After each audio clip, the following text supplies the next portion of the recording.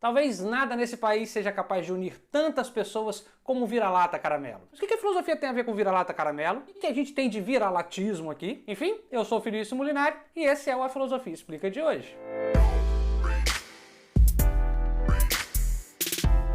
Nos últimos tempos na internet, o vira-lata caramelo virou símbolo de paixão nacional. Chegou até mesmo a existir uma petição para que o vira-lata caramelo fosse colocado na nota de R$200. Mas o que é interessante pra gente aqui é pegar o vira-lata caramelo, essa ideia de vira-latismo, e pensar em um termo que é bastante comum na literatura e na filosofia, que é o termo complexo de vira-latas. O termo complexo de vira-latas foi criado pelo dramaturgo e escritor Nelson Rodrigues, e traduz a ideia de inferiorização do brasileiro, de se ver inferior quando comparado com outros países e lugares do mundo.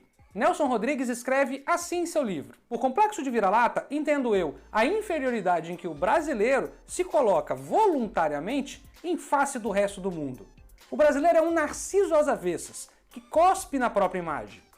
Eis a verdade, não encontramos pretextos pessoais ou históricos para a autoestima."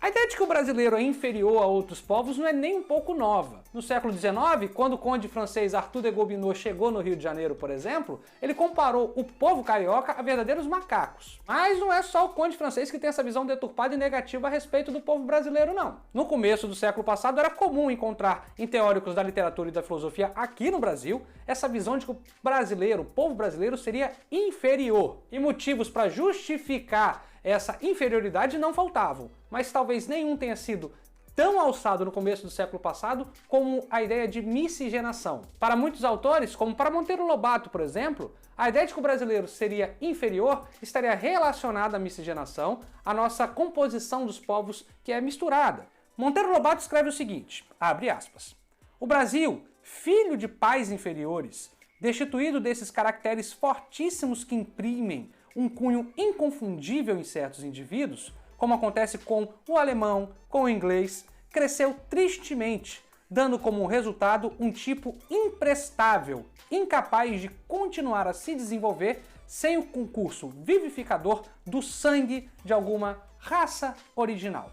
Assim sendo, essa mistura de raças que aconteceu no Brasil seria a causa da gente nunca ser desenvolvido, por exemplo, da gente ser atrasado em comparação à Europa, por exemplo.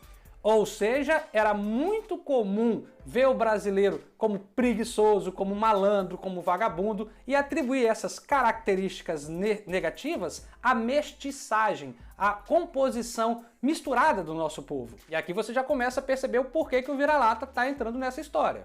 E aí, se a gente pula do começo do século passado para a ideia do Nelson Rodrigues de um complexo de vira-latas, temos aqui que essa ideia então de o brasileiro se ver de forma inferiorizada ao povo europeu não é nem um pouco recente. Além de ser extremamente problemática quando a gente, por exemplo, atribui algumas características negativas à mestiçagem, atribuindo a ideia de uma raça original mais pura, como se isso fosse algo bom. Ah, e vale lembrar, muitos justificaram, por exemplo, a imigração italiana, a abertura à imigração italiana, europeia em geral, como o fato de purificar o Brasil e melhorar, digamos, nossa raça.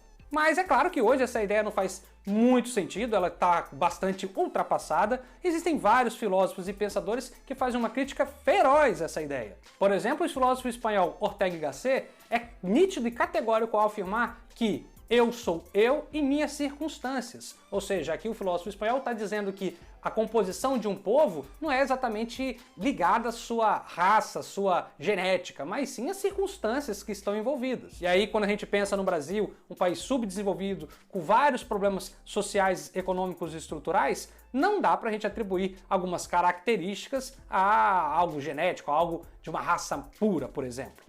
Outro teórico, o filósofo e economista Eduardo Gianetti, vai ainda mais longe.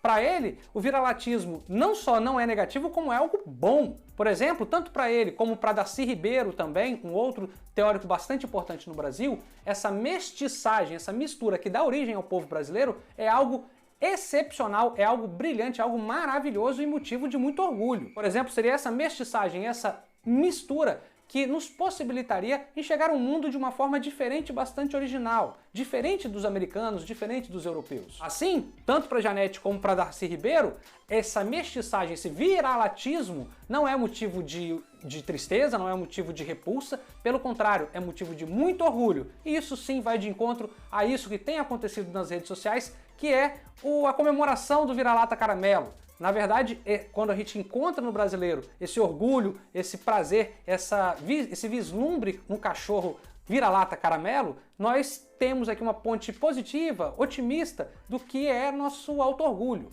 Traduzindo, se enxergar, se ver no vira-lata caramelo, segundo Darcy Ribeiro e Eduardo Janete, talvez seja a grande característica positiva do povo brasileiro.